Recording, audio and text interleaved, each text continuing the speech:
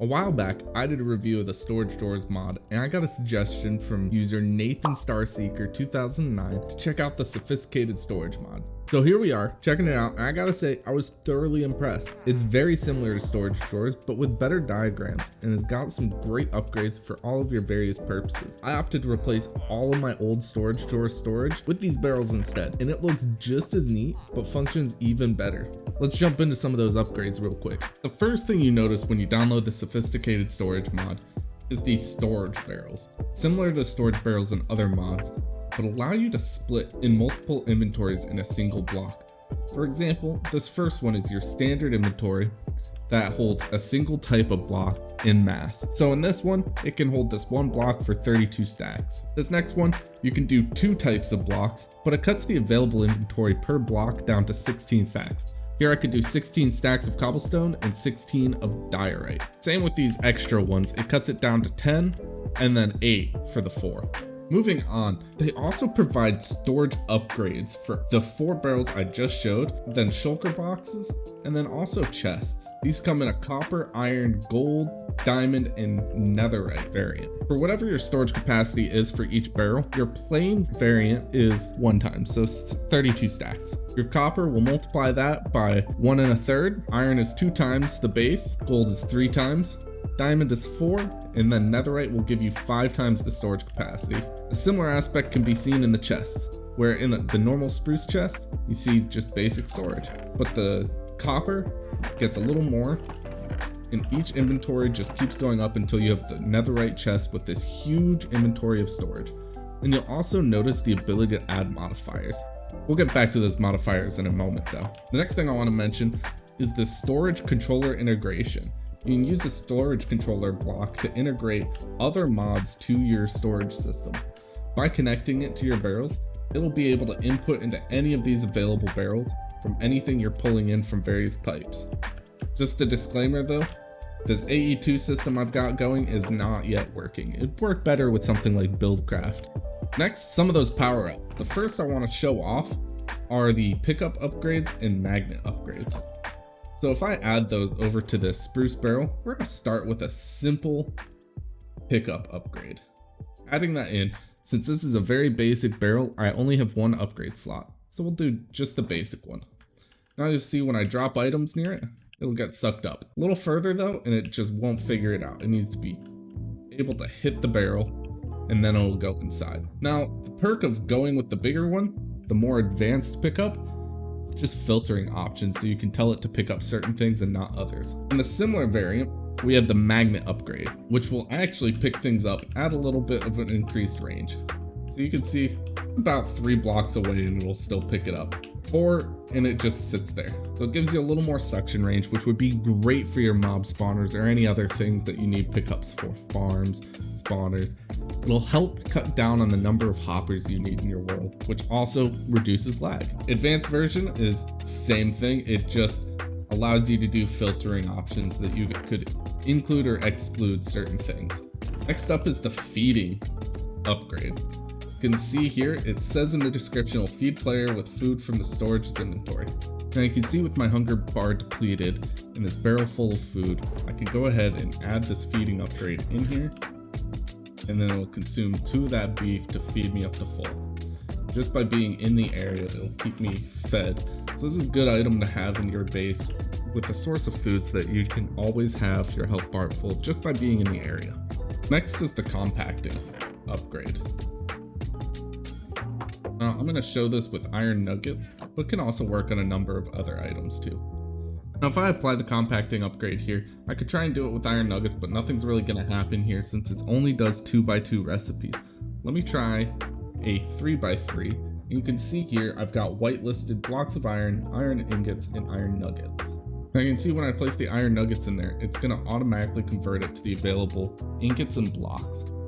So if I just place the entire stack, it converts to 1 ingot and 7 blocks. It's going to compact it as much as it possibly can to reduce your storage.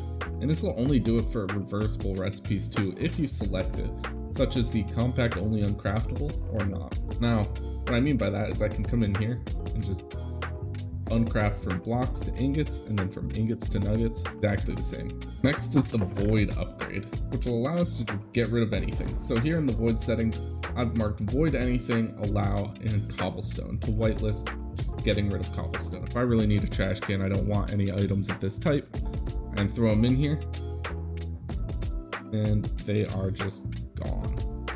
You could automatically pipe things into here if you have a byproduct of an auto factory that you just don't want to have. For example, an auto farm that's producing too many seeds that you have nothing to do with, you can just trash them. Next is a 3-for-1, a smelting, smoking, and blasting upgrade, which will allow us to do exactly that inside the storage inventory of the chest or barrel that it's being performed in. So I've got some food and ore here. We're gonna open up. I'm gonna start with the normal smelting upgrade just to smelt some of this iron. It doesn't auto smelt anything with the basic variant, but it gives me the option to pull things in there. However, if I upgrade this to the auto smelting upgrade, you can see it's auto pulled everything in there, and it's just gonna start going crazy on smelting. And as soon as it's done, it's gonna pull it over into that barrel as normal storage. Same thing in the chest, same upgrade, does the same exact thing, but I'm gonna show the smoking, which is just a smoker, good for cooking food. Same as before, manual menu. The upgrade will pull things automatically. So if I've got stuff over there and I switch to the auto smoker, you can see it pulls everything in there, cooks the steak, and then drops it in the chest. And then as soon as I put the gold in there, I'm gonna pull that in and start auto blasting it. So you could combine this with the pipes to automatically pull into these chests and then smelt from here without having to do a full auto smelting factory. You can just have that built into your storage system, nice and easy with some of these upgrades. Next is the crafting upgrade, which is straight up just a crafting table. Now, for the most part, this would be not the most useful in a barrel.